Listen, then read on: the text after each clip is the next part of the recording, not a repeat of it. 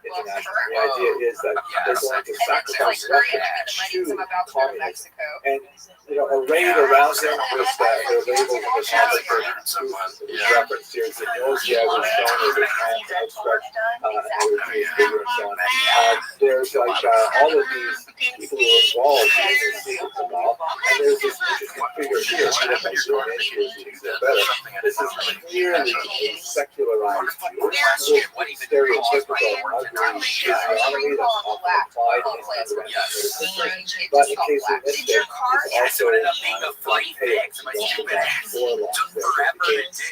like any common Jews of that era, had jettisoned his Jewish identity in order to sometimes and he's holding onto a bag, which as you can see has the number 30 on it. I'm not positive, but I think what this is referring to is the sausage, egg, and cheese pieces driving me around while I'm here. to betray Jesus. So there's kind of like an overlaying here of the betrayal theme and things like that. Really, really organized. Exactly what I think that's what that's going to anyway, in the fall of 1917, the Russian Empire, those regions that are dominated by Russian cities like Moscow and Petrograd have officially communist, and this will tip the entire region. But we did get it back enough so that you can go out and then make a loop. And then it was a lot. Damn. Yeah, that's it. How would you ever park? You just have to park in a place where you can just pull up through. Yeah. Or if there's like a kind of on an incline, then you can just put it in neutral and it reverses by just kind of falling down. By osmosis. But like falling down the hill, yeah. Well, you gotta be careful, and that would happen to the Star Trek actor, and he died. Into sugar. That's how he died. This is part of the from Greenwood. It's on neutral. Wonderful actor with the Jeep in his Jeep went back and killed him. Anton. Can't remember his last name. Very sad. Yoken. My car didn't have a window for like 6 months. It was 2 years ago. The trash bag window? Yeah. And it was the driver's side. So when I would park, I would put 2 trash bags and then a towel. A nice wet towel over it. And I would get a wet towel. It was wet because it would rain on it all the time. I can't be washing the towel every night. Yeah. It's just a stink towel that I keep with me. Like a mildewy towel. Yeah, it's the whole car stunk. Ew. It smelled like shit. And it was a long time. And I just didn't have like $200 or whatever to fix it. So this is like a year and a half. And then what? No, finally one day, got it. How'd it feel? I paid a comedian named Cody Myers. Shout out to Cody to fix it for me. So it's pretty nice. Yeah. And it felt good. And I could roll up. I know that'd be wonderful after having bags on your fridge. Yeah. Oh yeah, there was a point on my car where the window wasn't missing, but it I think it fell off the track or something. It just kind of fell down into the door. Yeah, that's what it was. Yeah. Mine fell into the door and I couldn't. Yeah. I was at 7-Eleven and I was having a really bad day and I parked and I remember thinking the last thought in my mind was, God, I'm having a really bad day. I'm really sad. And then I closed the door and the window went. And it just went down into the door. What? It was just down there. Oh, okay, what the fuck? Yeah. All sad. When you're having those days and something like that happens, you're like, might as well. I know. Sure. Yeah. That really, too. Fine. It didn't make me that mad. I was like, it makes sense. Yeah. I'm a bastard. Yeah, it happened on my window one time when I was driving in Wyoming and hit a giant log in the middle of the night in some dark road in the back roads of Wyoming. And I thought it was a body. And I was just wasted with these 2 other people in the car. And it was, whatever I hit, it made an indentation in the car. So there's a lump in the back seat. If you're sitting in the back seat, your legs were up. That's how hard I hit something. I thought it was a fucking body. It bruised the upper, no? Yeah, popped it up after it hit the front wheels or something. It popped it up into the back. I don't even know. I thought it killed somebody. How do you know? My wife was at the grocery store. Did you not check? We have some serious reservations about it. Do you realize how little Peter Bezos, right on the side of the road. Chinese boy in a college dorm. I don't know what you are. You're not adopting any Chinese boy. That's a relief. In my sense. That was exciting. I was like, yeah, I'm fucking hitting people now. I'm fucking back in the forest. Summer is finally exciting. This is what I wanted when I left Minnesota. Yes. Before you tear my head off with your responsibility speech, I just want to let you know that Peg and I did everything that we're responsible for. They don't necessarily have to know all that. But I hear you, and you're right. She sees what's going on in here. That you're like, My mother always knows. I do wish people would use more guns for more silly things, though, and not for The waste to energy plant is really genius. It literally turns waste into electricity. So what is its principle? First, we dump the garbage into the garbage site. Technicians in the control room use a crane to move the waste into the hopper. The waste is then fed into the combustion chamber in order to ensure that the garbage can be fully burned. The teleportation net at the bottom will keep moving. The gases produced by combustion enter the boiler water pipes. The gas will enter the reactor through pipes. The chemical components inside will purify the smoke and send it to the bag filter to filter the smoke. The waste generated will be sent to landfill. At the same time, the waste generated by the combustion will also be transferred out via conveyor belts. After processing, it is used in road construction. The energy generated by burning garbage will be recovered through pipelines. The high-pressure steam generated will spin an internal turbine to generate electricity. The electricity generated is sent to the public power grid.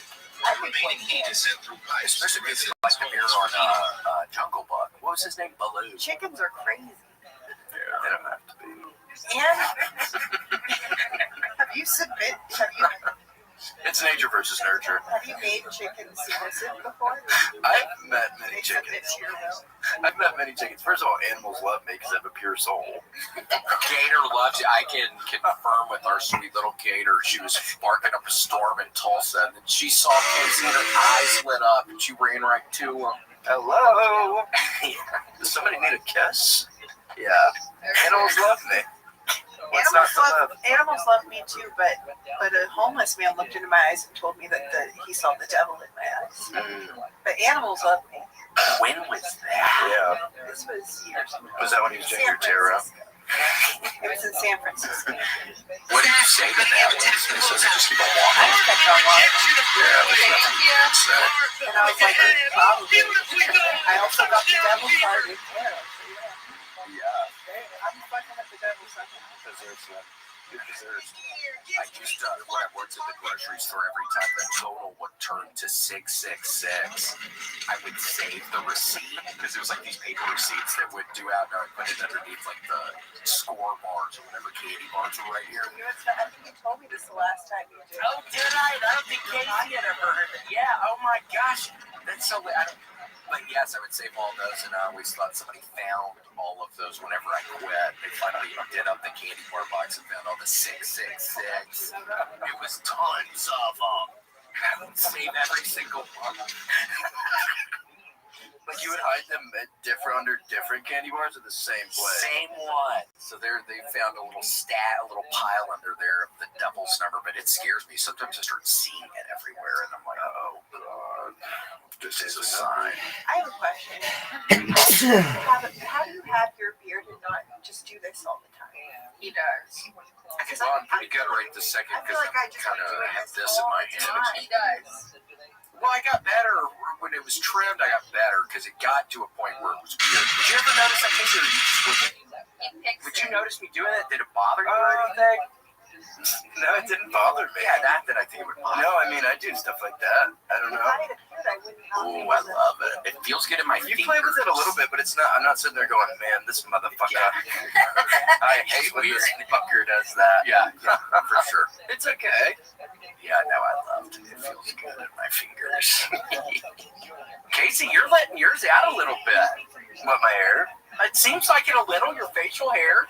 Well, I have a tasty little mustache right now. Gigi, don't zoom in. They get the picture. But I'm not letting the beard go. I'm just doing a mustache right now. Because I'm going to Canada on Wednesday, and mustaches are really big there. Yes. Tomorrow. That's wonderful. Yeah. They're in season right now until September 16th. Yeah, school days, back to school days. But it's kind of splotchy. It look like shit. It's good. How many days is that? Wait, do you trim it? Do you trim the mustache or just Graham, pull me back up. Yeah, I trim it a little bit. I just wanted to show you guys something really quickly when he pulls me back. That was it. I pluck at it compulsively. Yeah, it's fun. It feels good in your fingers or something. I don't know what it is. I want it all to be gone. Yeah, I gotta do that with my ear hair. Do y'all get ear hair? Not like long ear hair that I can see or anything, but I think everyone has hair in their ears. It's supposed to protect you. Yeah, mine's getting like weird. Mine's getting like my pubes. When it's coming out of your ears, I swear. Well, you gotta get one of those like trimmers that. Well, I did it one time in my nose, and it hurt me so bad. It legitimately was the worst pain I've ever felt, so now I'm worried about the machines and little orifices on my face. I don't know if it was supposed to pinch me so bad, but it felt like it pinched me so bad. Maybe that was it pulling out hair or something, but it made me want to die. Like it made me feel like I was about to sneeze for like an hour, and it hurt my face, and I just was so horribly uncomfortable with the whole process. I know. It's not a big deal. It's there for a reason. Yeah. It protects your like germs and stuff. God don't make no junk. I know. You know that. I know, it's perfect. It keeps it from the germs coming up your nose. Look at that guy's ear here. Yeah, but that makes you feel a little bit better, don't it? Because yours is not nearly as long as that. Yeah, you just not braid at it. all. It's fine. It's for braiding. What were the circumstances that led to that man taking that picture? I wonder what happened in his life to where he suddenly found himself taking that ear hair picture. I don't know. In my fantasy world, it's like Guinness Book of World Records, and he's really excited. And it's towards the end of his life, and he's finally accomplished what he set out to do from a young age. His That son is doesn't there. seem like a Guinness level of. I bet someone has way more ear hair. Oh, I don't know. It is.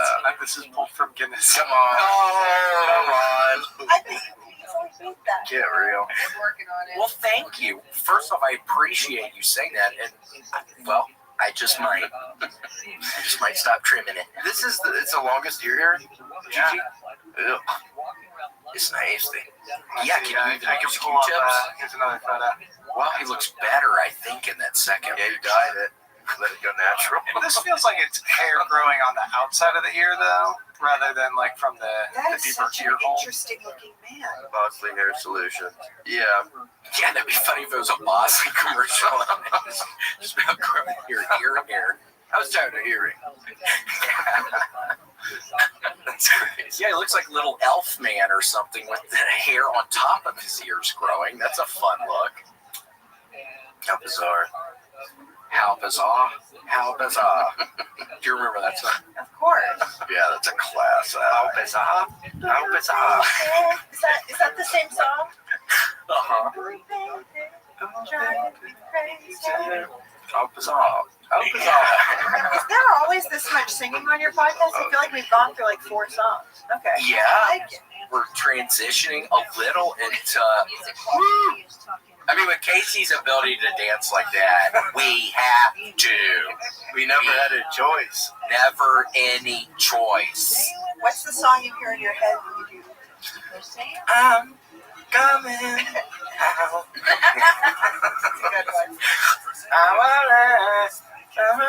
I hear that song, I want to be like this. Yes. I'm coming out. I'm a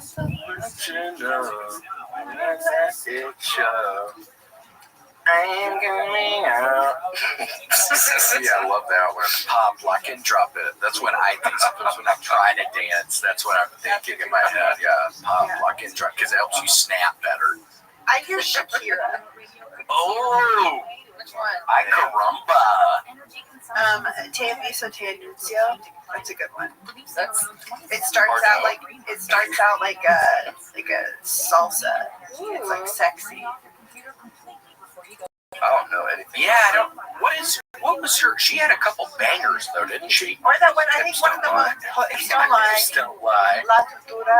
Flatutura. Flatutura, Which means the torture, I think. Whoa. I think. Too scary. Beautiful Lies with Beyonce. Oh yeah. We got to elicit it. Well, talking about don't get bored in car drives. Beyonce, that'll help with drive. We did Destiny's Child. We did Destiny's Child for 8 hours. 2 hours.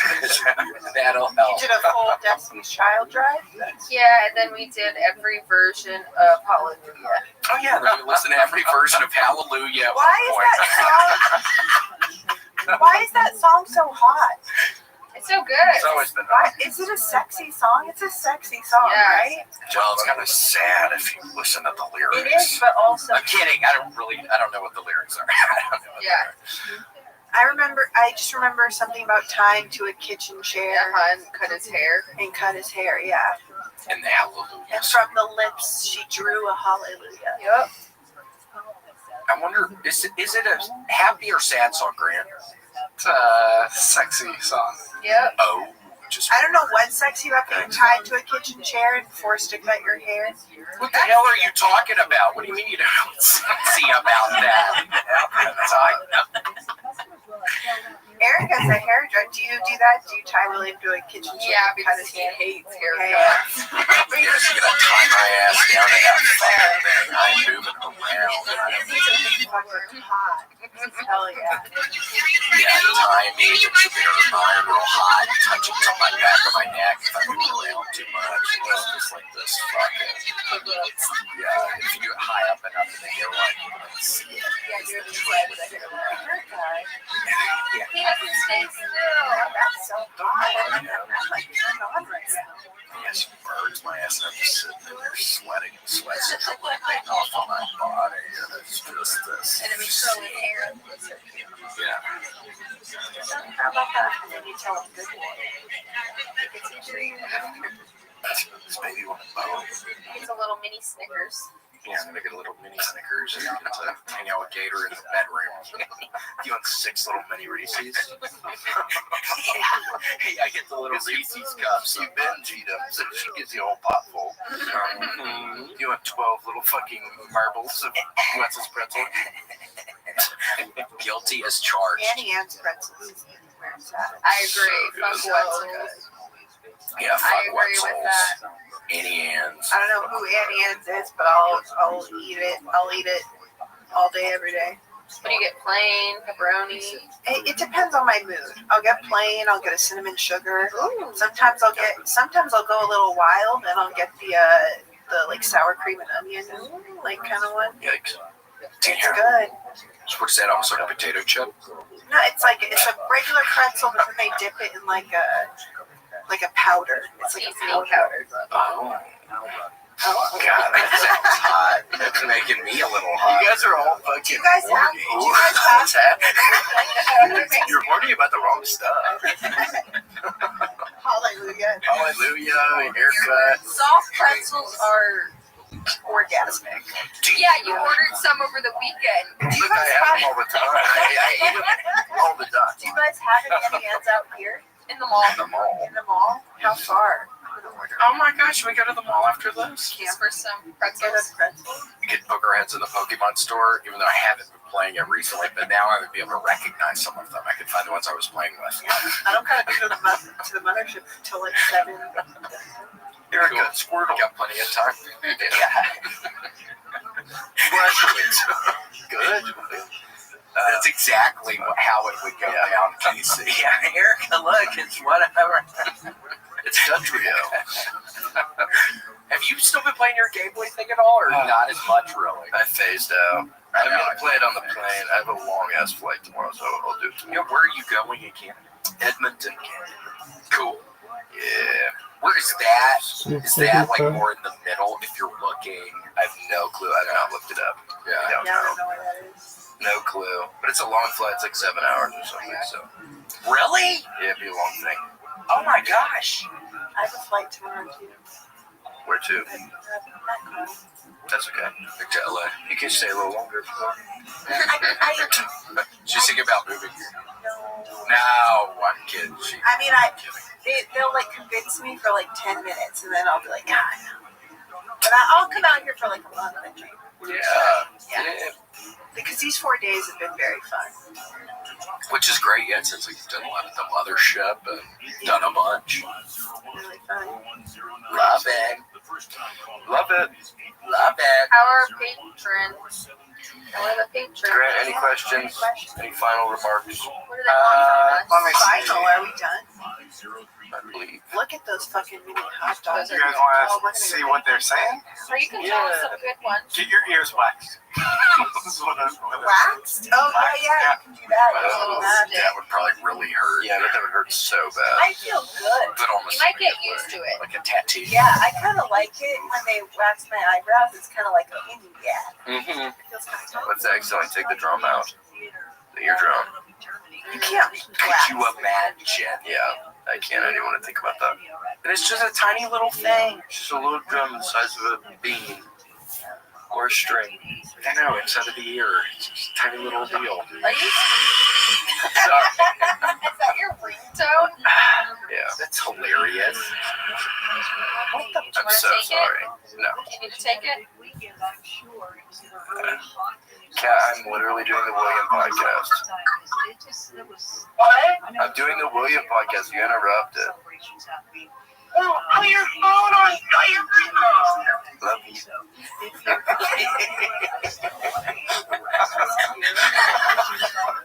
Sorry. That's funny. Well, anything else, Grant, from the people? I'm not seeing anything else. It looks like the Amish make the best soft pretzels. We saw the Amish.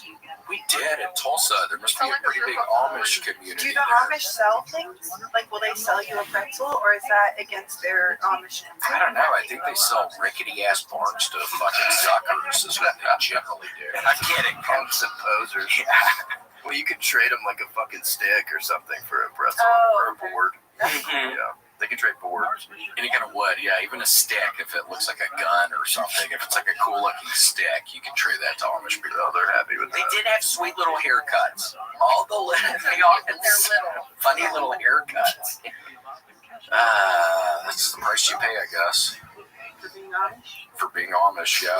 Breaking Amish. I know William kept saying, I hope they don't break. Oh, that was a good They're not going to know what to do.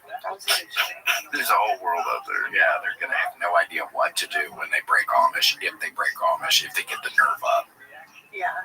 But people are scared. Rightfully so. Yeah, understandably so. I'd be scared. They gotta bring that show back. Or have like like the Amish Gone Wild. Ooh. Damn. Yeah, just with that Caribbean music playing and it's showing like women inside of a barn. Yeah. Yeah. Steel drums. Yeah, I like Why is that. that the only songs I know that are steel drums are like the Little Mermaid song and the Girls Gone Wild. It's wonderful. It makes it a tropical feel.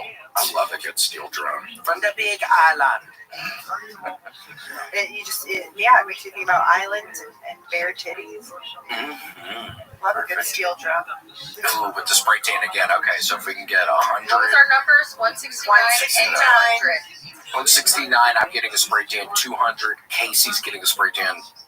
15,000, or what was it?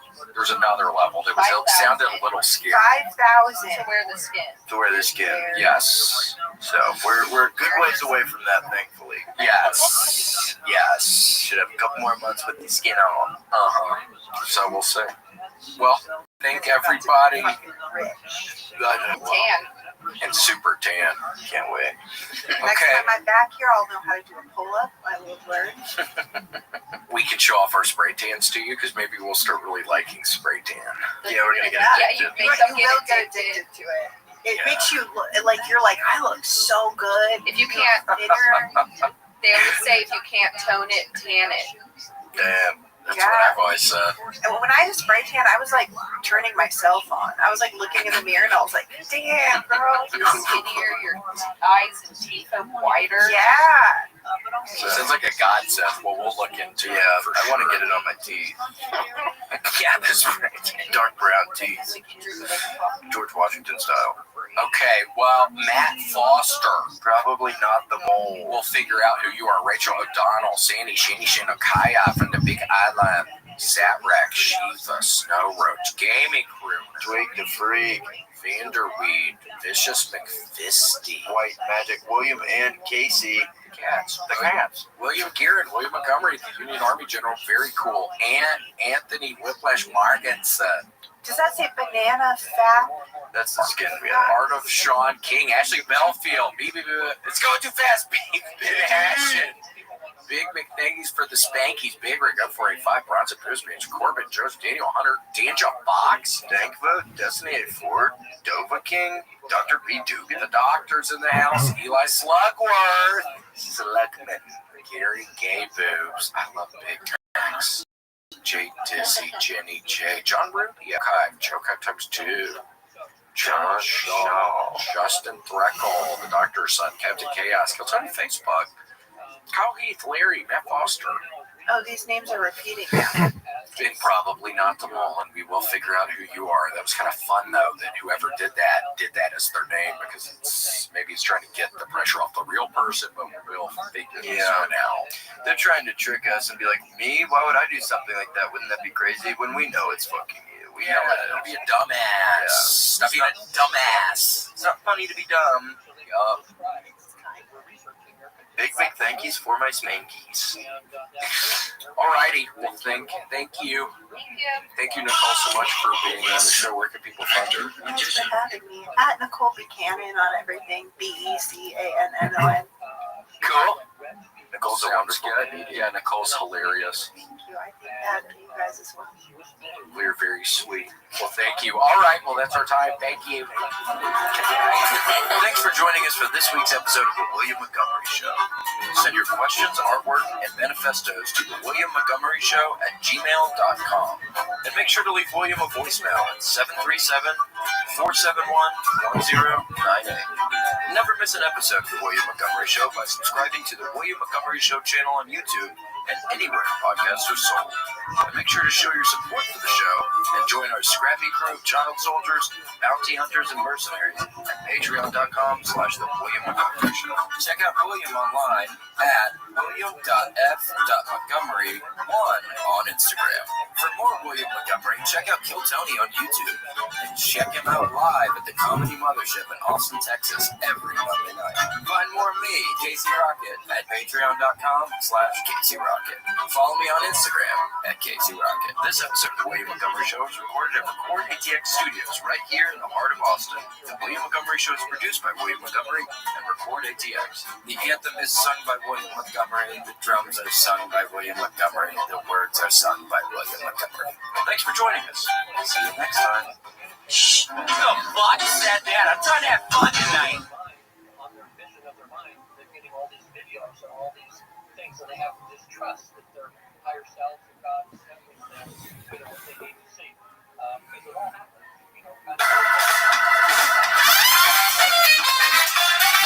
Recorded live in Austin, Texas, USA. It's The William Montgomery Show. Starring William Montgomery and the devious Casey Rocket. With the Tony Chin Orchestra. The William Montgomery Jr. Dancers. As always, William is joined by the lovely Erica. I'm Casey Rocket. And now here he is, the big red machine, the Memphis Strangler, William Montgomery. Ready to rock and roll. And Casey, what was in the peanut butter sandwich? What was in that? The burning question everybody's wondering right now, this time of year, Milan Fashion Week, I had a peanut butter sandwich when I walked in here, BBC. Creamy peanut butter. Creamy peanut butter. I take bite one. Not even bite three. It's not mid-sandwich. Bite one. Something real crunchy in there. Strange. I feel like a little piece of rock in my sandwich. I feel like I've eaten a sandwich from Little Rascals. I'm repeating the rule. That is a sandwich. Yeah, sandwich. Yeah.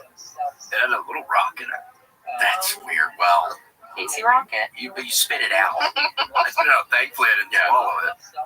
And for anybody wondering, you did say the Mulan Fashion Week. That's like a fashion week. Correct? Mulan, not Milan. Yeah, just for Asians. Yeah. Yes, for Asian people who like that Disney movie. It's there. Mulan Fashion Week. Well, I'm from Georgia. Catbird always gets mad at me because I say theater, and I guess I'm saying it wrong. How do you say it? Theater. Theater. Oh, it's like you're putting the R in the word. I don't know. I don't want to talk about it anymore. Okay, we don't have to. And hold on, excuse me, I was wrong because I don't think there's an R in theater. Is there? How do you spell T-H-E-A? Theater. Grant, something's gone horribly wrong. How do you say it, Grant? Theater. Am I saying it right? I feel like I'm saying it right. I feel like she's gaslighting. A little bit. You're like separating it or something. Theater. I don't know. Maybe your T-H came too I'm about to get a Unabomber in this mother. Oh. My rage in ways that are bad for society. Oh my gosh. Yeah, that's probably a rush. Being mad at somebody and knowing you have the power when you're sending out, when you're putting the stamp on the piece of mail that has the bomb in it. That probably feels like you got a lot of power.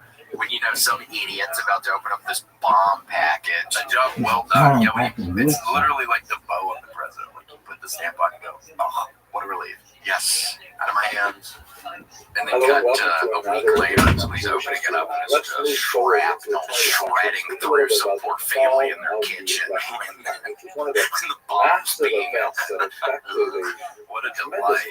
No, we don't do that. No, not at all. We don't recommend it neither. Domestic incidents like this that. map is few and far between, thankfully. Yes, thank God. And we're going to be in Tulsa with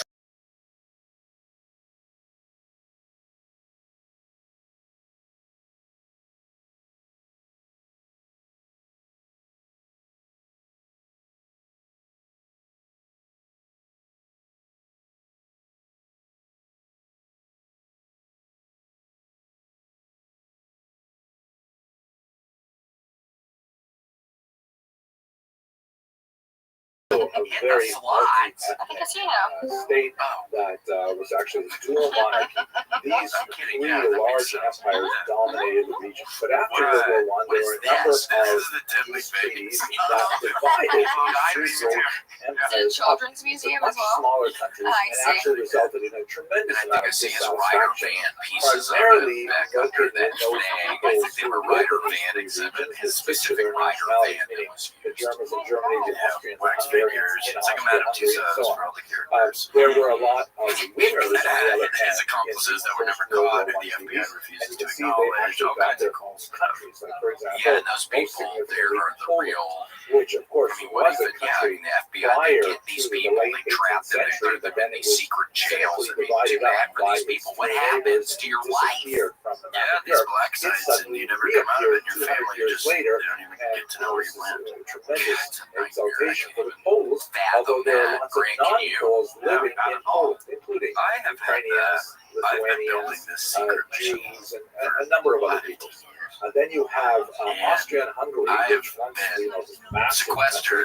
Now they're reduced to tiny little rough states. It was so ironic, for example, Hungary later on in the 20th century was by Admiral Horthy, and as you can see, Hungary is landlocked. So he's about to ask what sort of machine we're talking about. So this is like to make a car or maybe a ship of some sort of faster, like a faster ship that's can be run without oil. Yeah, so we're talking theoretical space travel, depending on how advanced we can make this. You can make this thing. It has implications for space travel because we needed a better propulsion system to get out of our, get away from Mars. We need to go deeper into the solar system. Yeah, no shit. It's like you put in what 89. What fuel do you think put in those things? It's like yeah, no shit. We can make it to jump-proof people in it. It's going too slow. Because the diesel isn't working, so I'm trying to get like a cell like it's ran off like collapses. I want to spend most of our time talking about that. So you just need two astronauts that really love each other in the spaceship. Russia proper, which is basically pushed back significantly towards the east. You're making the hug. It's not going to go anywhere. I'm going front lines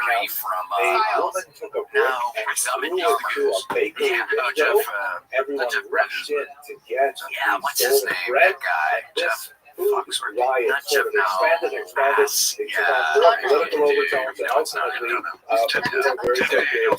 the Tsar's palace was overrun. The Tsar and his family were arrested. He was assassinated later, and the Romanov Well, it looks like dynasty Viggo that has stood Mortensen, for but 100 it's years not. No, fell it's Jeff in Daniels. early 1917. Yeah, he looks rugged. He What looks happens good right immediately there. after That's a that pretty good is, picture of him. it He doesn't looks become nice right there. communist Jeff anymore. Morrison. Russian Okay, Exile becomes a sort of provisional yeah, I remember it was the same time I saw Radio Flyer where the kid constructs the plane to get away from the abusive father. So it's like I see Radio Flyer, and then I see this where they construct the goose and make the goose fly by, geese fly behind them. It was a good year for movies. What was that, early 90s, I think? Oh, God, and there's the one where Billy Bob Thornton kills like a American machine goose face. And they're What's that going one to called? elect a Midnight Sun? constituent assembly. Is that really? Is it really a movie? Yeah. He's a farmer, and he's kind of playing like a duller. Kerensky was widely admired by the Jewish population because one of the very first acts in his role as the leader of his provisional government is the abolished and hated Pale of Settlement. I need to see that one. I've not seen that radio flyer. That's a rough scene. It was hated by Jews in the 20th century because it placed all kinds of anti-Semitic restrictions on Jewish activity, Jewish commercial activity, traveling, education, It's a very abusive and Jews father. were clamoring to have equal rights. They wanted to be able to, free themselves from the Pale of Settlement if necessary. So Kerensky abolished this highly discriminatory restriction on residents. Gives you a little bit of sense of the density of the Jewish population.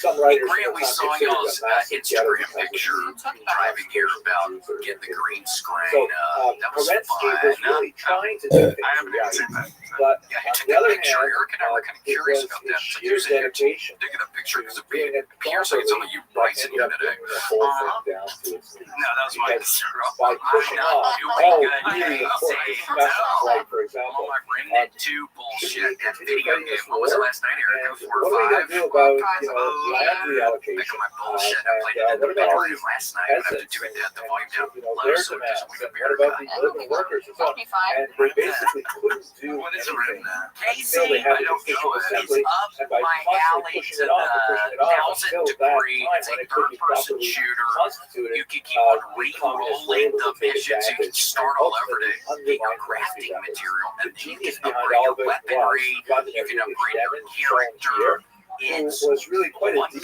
destabilizing He's too force. embarrassed to Russia add the during game those over months between He's not good enough. Yeah, I'm not the adding first his ass revolution yet. in He's too good February, at March, gaming. and I the don't want to second embarrass revolution, which is myself. really Because he the communist David Kerner revolution collected of everything. October, November Yeah, it's like he's 1917. not even meaning to brag when he's telling me this stuff. Piece It's of like, propaganda from the what era are you that telling me shows this shit for, dude? I'm Gava's not on your men level. in Don't Comrade make me Lenin jealous. there What are you with doing? I'll never be able to find all cap, these and rings. he's getting rid Whatever. of And he's not all meaning of to. the It's like you find negative anything. classes in And they're the Russian fighting Empire. You see aliens there who are is fighting in nobility, and there's Ironsboro. Sexy angels. clergy at the bottom, Sexy and you see angels. also You got what really looks like a scary monopoly looking man. devilly This kind of is sort people of in this. Yeah, like an turn of the 18th 20th century, century like caricature English. of a capitalist. You may recognize the top hat. It's all Typically, there's a waistcoat there. That's usually one of a the bag of settings money. in space. You can get Quite tree often, not rot. this particular Tree rot, example, tree but rot. quite often, He was covered in, he's like, look at me, I'm covered in tree rot. not so thinly veiled as this Erica, guy's wake up! Yeah.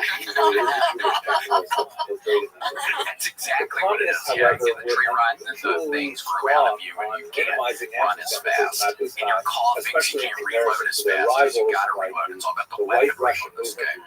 It's wonderful. Never start playing in case you're smart, then it seems like you're not the biggest But anyway, over the console course of a gamer, few which months seems in very smart because it seems like a 1917, Lenin giant. was For able me, to it's a waste of really time. I've mobilize enjoyed it, but it's a waste of time. Well, I don't know. You like doing it. It's not a bad way to pass the time with other. And these are like sort of It's local no different. At least you're learning how to like are get rid of like motivated tree scales in by your skin. socialist ideologies who want to take over the means of production themselves. And you would have Soviets in factories, Soviets in municipalities, and so on. In And case if you ultimately, looked up where he you was go able to the to concert on take Wednesday, over and disband the constituent do assembly they still have and tickets? proclaim Because it might be Do they have more of tickets? Soviet They have more socialist tickets. You might not get to ask them a question, but you can still be on the floor. That's So ultimately you what guys occurred in Yeah, and we get to ask them October any of question we want. 1917 And William's in question Russia, is, and you of are course playing in New Mr. York it would Kringle, have right? been November. Casey and I were texting Just last to give you a night, and sense of Casey's the question kind was of going to tension, be to here's play a the South piece of Park white song. Russian propaganda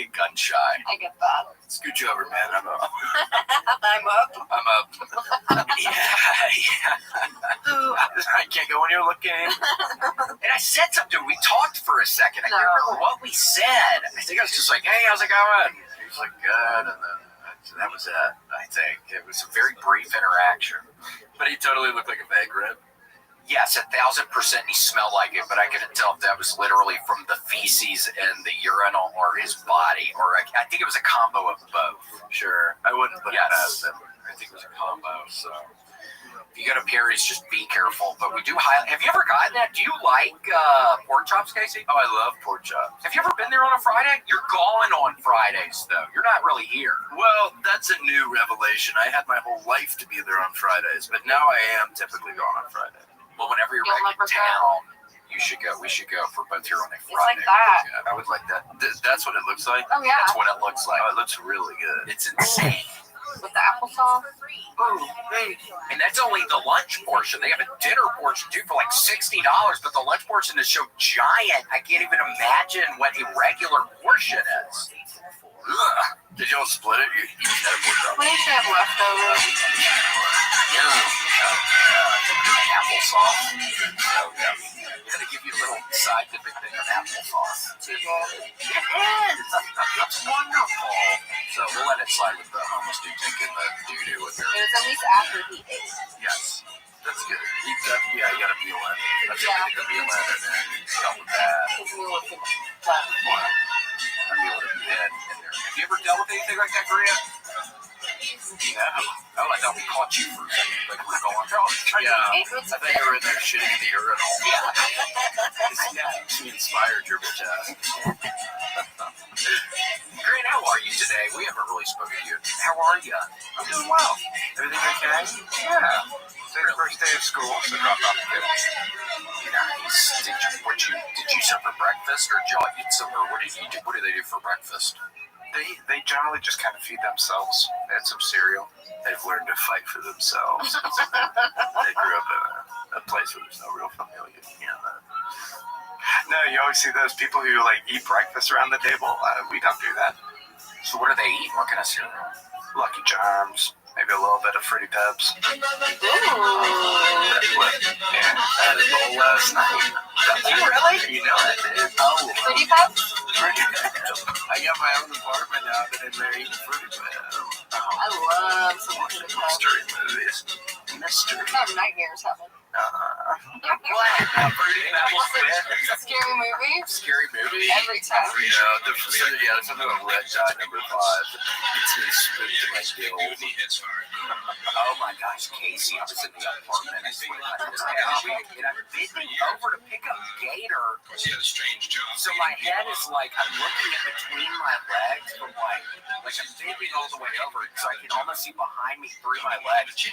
And I saw somebody. Standing right there. I swear. No, it was not you. Like right behind you.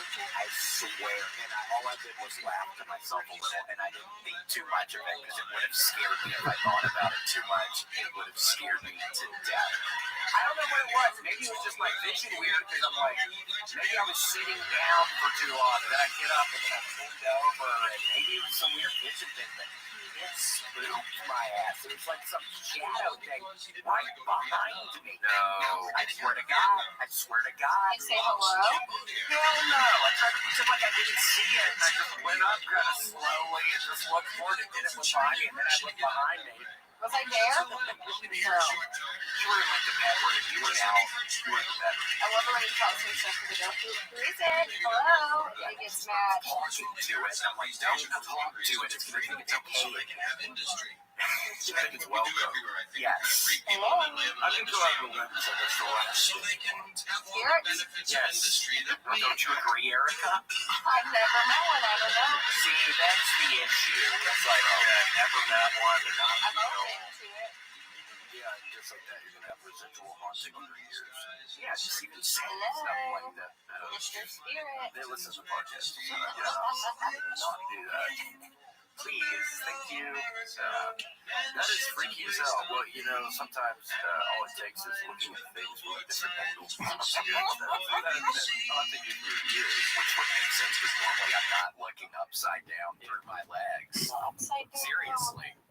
the Upside Down. When is that happening again? Do you watch that, Casey? Do you watch Stranger Things? Stranger Kids. I want to see some of these kids be strange. I don't.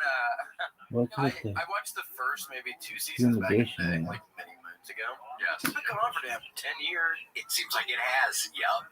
Now they're all old. They're in It's gonna college? be weird to watch the Hey, newest guys. one. Is he in college Go to now? college. I think they are at college.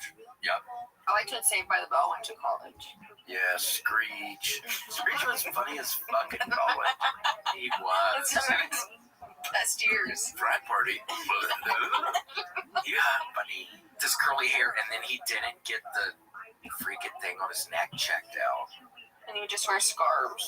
He wore scarves. It's like, dude, go to the doctor if you have a growth on your neck. Oh, yeah, it was like a huge thing, right? Yeah. And it was what? Just a tumor and it killed him. God. He had a huge, nasty tumor on him. Which, speaking of which, I have a ganglion cyst. Everybody's talking about it. How does that happen and what do we do? Really? Well, the next step, lose the wrist. Read that. Pop it off. Put it back. Breaking wrist. Was it the kind that was up here a year or two ago? It must have been. I'm a cysty guy. Grant, go ahead and pull that up. Ganglion. See it. You can see it. You can? Oh, he's not. Yeah, a little bit. Even in the other room. Grant's fucking gone. Look at that. You can see it. It's huge. Ganglion. So what could they do? Would you eventually get that thing taken off, or doesn't even really matter? I don't know. I should probably see a doctor. It might be a tumor, so I would have to get a robotic arm. No, it's probably. I'm sure it's okay. He has options. It's okay. But you did finally get the health insurance. Oh no. Okay, we want to ask that. We want to talk about That's a yes. Yeah. No, I didn't do it. So I'm working on it though. It's been a busy month, and I'm gonna get a credit card. I'm gonna do all these. He's an urgent care kind of guy. I'm an urgent care for free. Never respond to the bills. Wait, you are getting a credit card? I'm getting a credit card. I'm making some adult changes in my life. I'm getting Google Fiber, and I'm getting a credit card. That's wonderful. You got a We love mattress. Google Fiber. Yeah, We love it's Google good. Fiber. Is it reliable? It's reliable. 1000%. Never heard of it until Austin. It's really good. Highly recommend. Mr. Fibus, help me write my novel. Have you had a credit card before, or is it a similar situation of my ass that I didn't even have anything like that before? I had one. I racked up about 15K. Okay. Over the course of my life, but I was able to kind of pay it off. So cool. Gone. Consolidate. So now I can start building the credit up. That's what my ass is trying to do. So You get a good one with points. I haven't gotten one yet, but I'm going to explore my options after those. Get a good point one. I want to get lots of points in airfare and travel. I know I need to get that, but let me know. Yeah, I bet you'll be able to immediately get one. I have not been able to immediately get one. I'm still messing around with my secure Discover credit card. It's like, what do I have to do this for a year to get a credit card? I don't know. It seems like it's taking way too long for me to get like a fly credit card thing, which would be good for traveling a lot. I don't know. I don't even know what to do. I guess it is best credit card. Yes, there's a list. Top 10 on there. Top 10 credit cards. Number 1. Or somebody can tell us in the comments, maybe. Yeah, say your favorite credit card. Who is And why? Oh, yeah, right. And give us your social.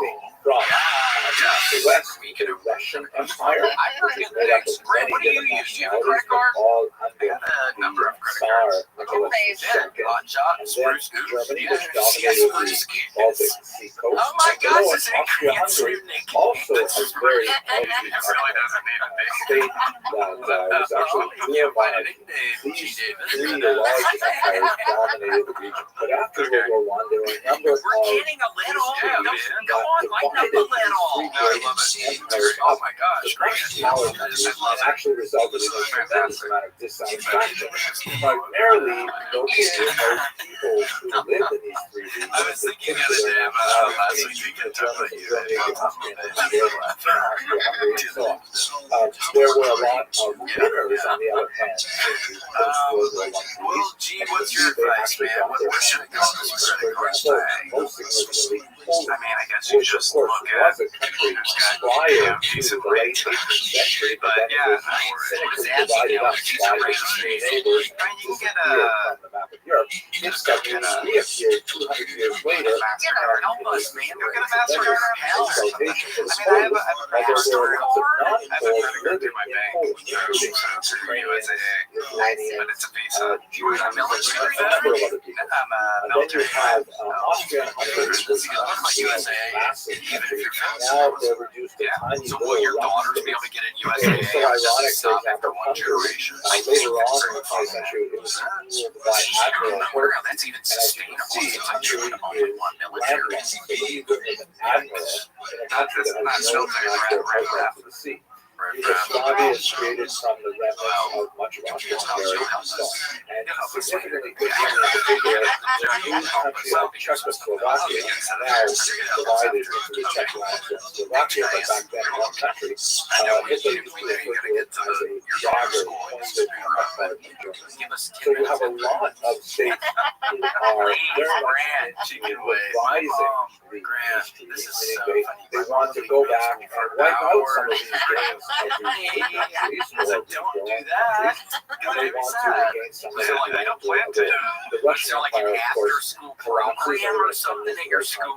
Yes, And then she would but it's forget to divided get me after into that. And I several would be there countries. for There hours is and hours. Russia proper, which is basically pushed back significantly towards the east because of where the front lines of the German army were at the end of World War I. And west of those front lines, you have new countries created.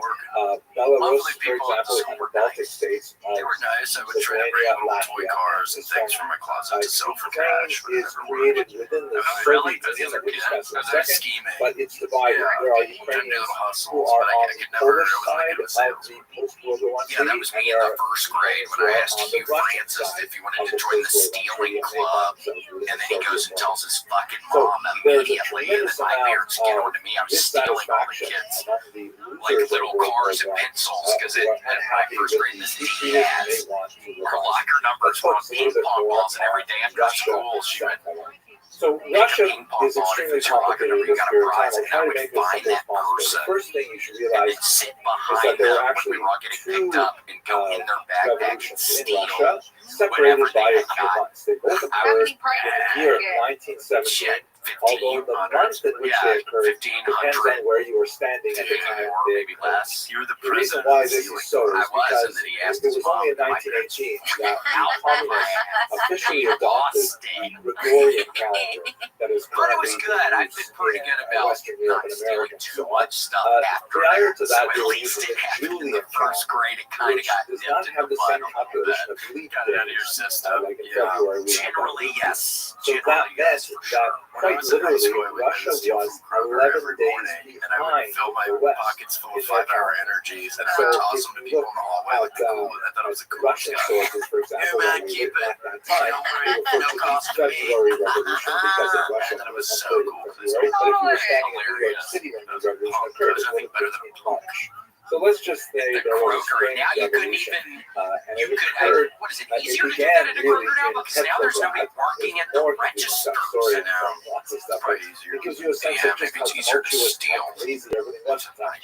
That was me, G. The city called Petrograd, which means Peter's City, was a Russian renaming of the city that was founded by Peter the Great 100 years ago. That was called high school. You said middle school or high school? The reason why it was no longer called St. Petersburg is because they felt that sounded too German, right? Yeah, I would take so much 5-hour energies. I would start with 2, and then I would take 2 Adderall. So they wanted to have a Russian sound, but they were fighting with the Germans, so they called it Petrograd.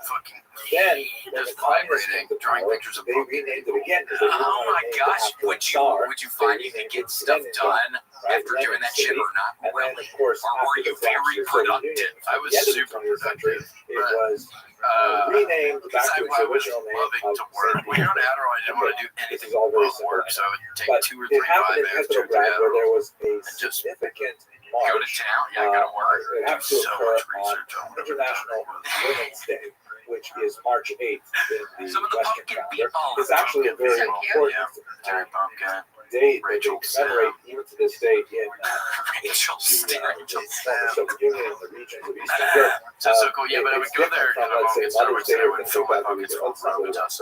What's important for us right now is that there was a huge march and protest that was specifically clamoring for the government to do something about the tremendous food shortages that were occurring as a result of the war. Don't forget, 1917, we're 3 years into World War I, no sign of slowing down. Russia is really hurting badly. They're not able to equip their troops properly. They're telling their soldiers to go into war, and because they don't have enough bullets, they say, use your bayonets first, right? Like, you're imagining you're going against the enemy, and you can't fire, you have to use your bayonet, which means get really close to them, but they have machine guns and things like that, so it's just a disaster.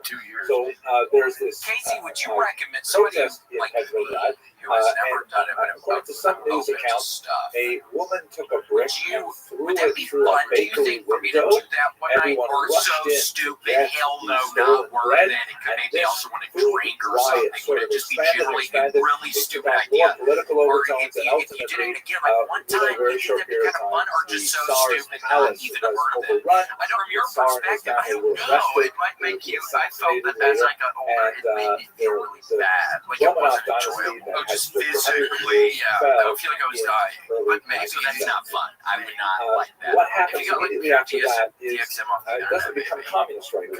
The Russian Empire becomes it's a very bizarre feeling. Sort of provisional democracy, and it's run by this individual, Alexander Kerensky. They call themselves the provisional government, and the whole idea was that they wanted to establish a modern form of democracy, and they wanted to do it right. They wanted to have massive elections all over the Russian Empire, and they were going to elect a constituent assembly, and this constituent assembly It's really hard to text. be able to create this democratic federated Russia. One text because your Kerensky vision would was not stay widely on the admired by phone. the Jewish population But because it's one of fun, the very it's first horrible. acts It's in so hard to his describe, role it's a as the leader of this provisional government is he abolished the hated Pale of Settlement. Here you can see a map of the Pale of Settlement from the Encyclopedia Judaica. It was hated by Jews in the 20th century I because recently it placed got all from some kinds of people, they sent me anti-Semitic this restrictions on box. Jewish I won't say the activity, name right now, Jewish commercial but activity, basically they sent me some traveling, box. I was education, looking you up name what it, it is and because it's Jews like were these clamoring to have equal rights. They wanted to be able to, and I you know, look it up on free themselves from the Pale of just because Settlement. sometimes that could be some good information So on random Kerensky topics. abolished this I don't highly know. People in the discriminatory comments sometimes say what's restriction wrong. I on guess, residents. but Here, by the way, you can see apparently another it's map for that gives you a little bit of sense of the density of which is like something that turns Some into writers at the time psilocin considered or a massive whatever ghetto the because mushroom of the shit is when it's inside of your stomach. That's what it So, turns into. And I took some the Kerensky other was really night. trying to do Just things curious, right, maybe but today, because I on the other almost hand, it was but it's his stupid. sheer Why am I dedication feeling the need to to do doing that it right this second, properly Casey? that I don't ended up know. bringing You're the whole vulnerable. thing down to You its have the knees. time. Because Yeah, I don't know by why I pushing feel the off need to do that. all Maybe really today, maybe important my little one discussions, is like, too, for and some of example, this ratio should we DMT continue with fighting the this shit. war? But And you what are we going to do about, you know, land reallocation? Well, I took one because it all scares me. What A about all little these package that says peasants 1 to 2, you can go to their work. demands? Like And what 2 about to the 3 or urban whatever workers the and so on? numbers are, And they 3 to basically 4, couldn't like do stay anything. up, 5 Until they had the yes, constituent yeah, assembly, pick up and by sticks or constantly whatever. pushing it off But I until was that scared the time other when night, it so I could be just don't want it. And properly then like an hour later, constituted, feel nothing. the Who communists knows? were able to take It might not advantage even and fucking work, ultimately but I was just undermine scared. So then Kerensky's after I efforts. ended up The taking genius 3 the behind other all night, of but it was Vladimir Ilyich Lenin, so shown I don't know, here, maybe today who I'll do was really quite a a bunch destabilizing of them, see what force in happens. Russia during those months I know where between Erica, she will have the a client over first today, so revolution maybe that in could be good February, to March, start and the getting on the second verges of a revolution, which is really freak the out with a communist revolution stranger to be inside of the October, apartment. November Maybe that could be a 1917. good idea. Locked Here's in the bedroom, just a tripping. piece of propaganda from the era that shows Yeah, maybe that doesn't sound Comrade fun. Lenin with the You top might tell there my with his time. characteristic soft cap, How long and are they he's going to be getting there? rid of all of the negative classes in the Russian Empire. You see various, you know, nobility and the Russian Orthodox clergy at the bottom. And you see also what looks like a monopoly man. This is sort of the turn of the 20th century caricature of a capitalist. You may recognize the top hat. Typically, there's a waistcoat there, usually a bag of money. And quite often, not this particular example, but quite often the capitalist is all these people. You know, not so thinly veiled as disguised. Casey, oh my gosh, so Thursday, so we're both going to be in Tulsa. Yeah.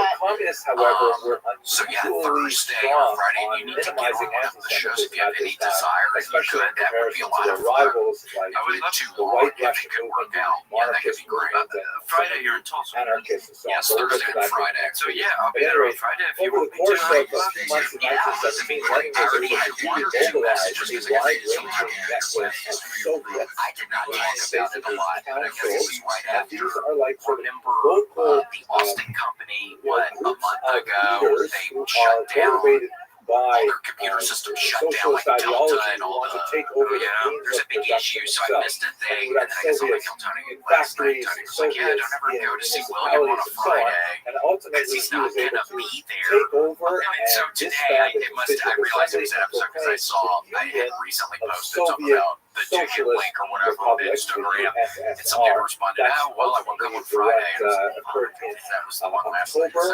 So we'll see. Maybe nobody will show up after Tony said that I don't show up to shows on Just to give Fridays. you a sense of the kind of tension, here's a piece of white Russian propaganda that gives you a sense of some of the opposition to It's this not communist true. movement. And it's not The true. white It's out of Russians his were hand. those Russians who were very It's like much poor Keith against can't this live down new the misflight. phenomenon. It's like it happened Sometimes once. they may have He got really upset at some guy like making sure he was hostile there to the on provisional time. government, I was but like, they they'll were never let it definitely down. hostile I got to one the time, Soviets. human And mistake. some of them really wanted to bring back the monarchy. Others wanted perhaps a You're just doing the more featuring gradual thing. approach to capitalist Russia. At any I rate, haven't this even poster seen refers to him. I'm the sure he's death doing of great. the I haven't International, seen which him is essentially I think it's been with Martin a gathering of Phillips. socialist He lives thinkers. with And Martin. the I think he idea goes was out here with that Lenin, who's shown Maybe here the somehow club. weird Aztec On the road. Oh, red. okay. Which I And think is next to him sweet was a little duo. bloody apron. Yeah, it's real sweet. Trotsky, Sweet we little discussed boys. previous passages on Trotsky. I had to go on, of course, a very Pretty looking girl after the Madisonsburg birthday after the party thing up on the rooftop like it was and Saturday. they are about to slaughter the Russian monarchy. They represented Russia on the altar of a statue of Paul. Yeah, they were The idea is that they're going to sacrifice Yeah, Russia they're to getting it. communism. It's And so cool. arrayed around him with their It was labels of wonderful. the Yeah, it was office. Martin, sweet Martin. He's I got referenced here I got a to review Tokyo, on is shown that with his DMT. hands outstretched. David Kerner said, stay away There's from the like all of synthetic these DMT shit. people Ate a whole involved chocolate in bar this indicated it was system. shrooms. And Not there's good. this interesting figure here. If you look on here, it's better. This is Yeah, just clearly and secularized. don't worry, I got chocolate bars, but I'm only thinking about doing physiognomy that's often applied in and these kinds don't of worry, I wouldn't eat a bunch because I But in again case you I'll look missed up it, the people's he's things. also Sometimes people eat like a package and it looks like it totally works. If you eat enough, it works. It sounds like scary kind of way. So I gotta figure out. Yeah, the tables are they seem very He was sweet. holding onto a bag, which as you can see, To talk about it at some point, so I feel like I need to at least feel what it is. Yeah, the experience a little bit. See something about it. So it will be for sure.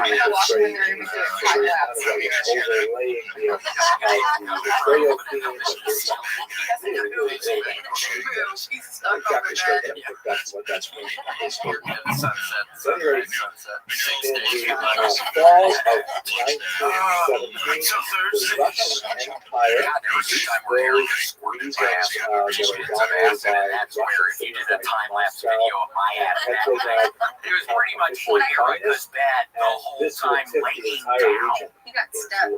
I got stuck in a scary kind of way, but it was okay. It wasn't like terrifying. I think I It was like sprained my unnerving a little. and I sprained my ankle getting off the bed.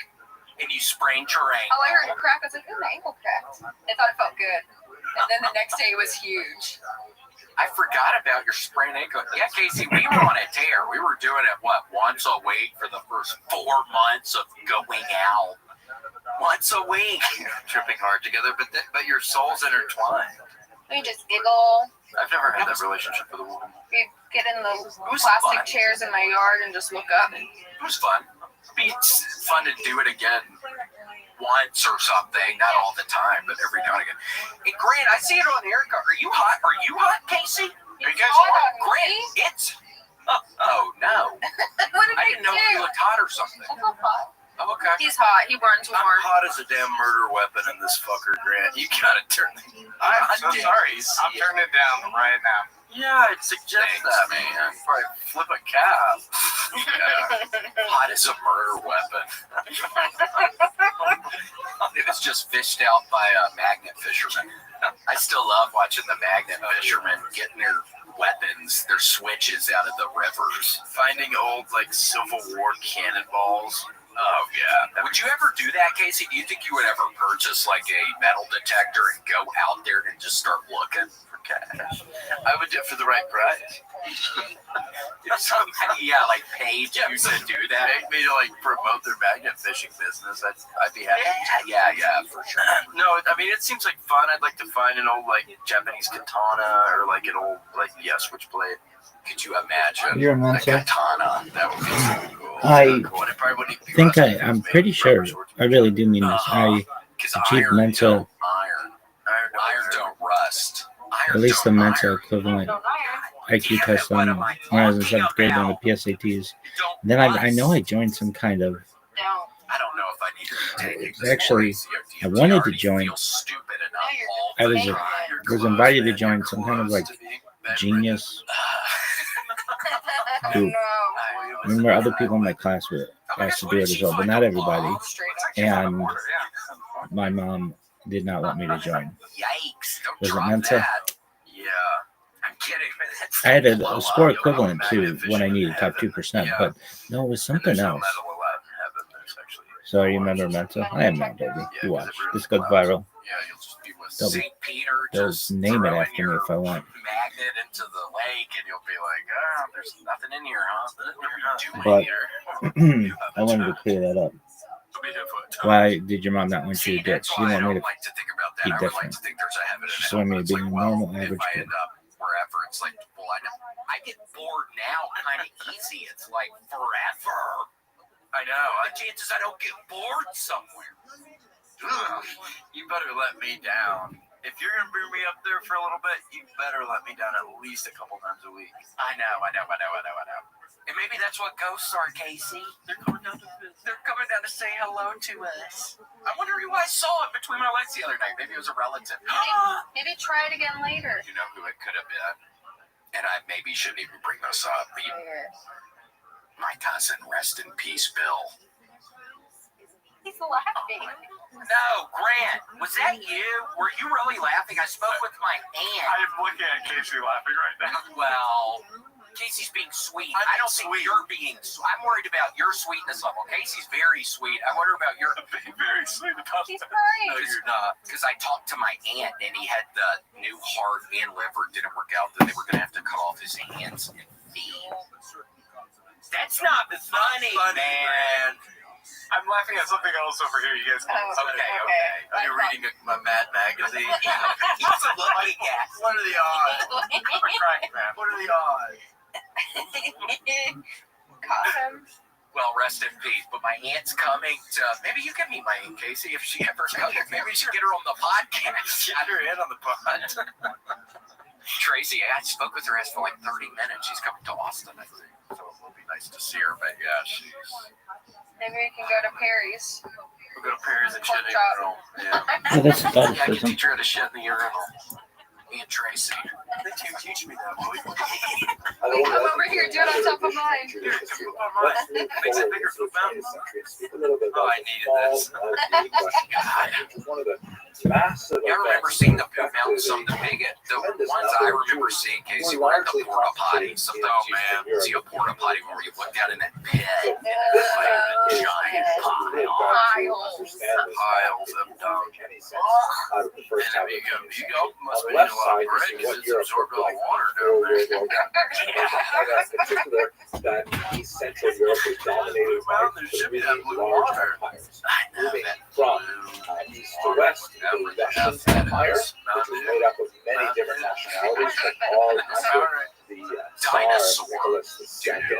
And then Germany, which dominated the Baltic Sea coast, and below it, Austria-Hungary, also a very multi-ethnic state that was actually a dual monarchy. These three large empires dominated the region, but after World War I, there were a number of peace treaties that divided these three great empires up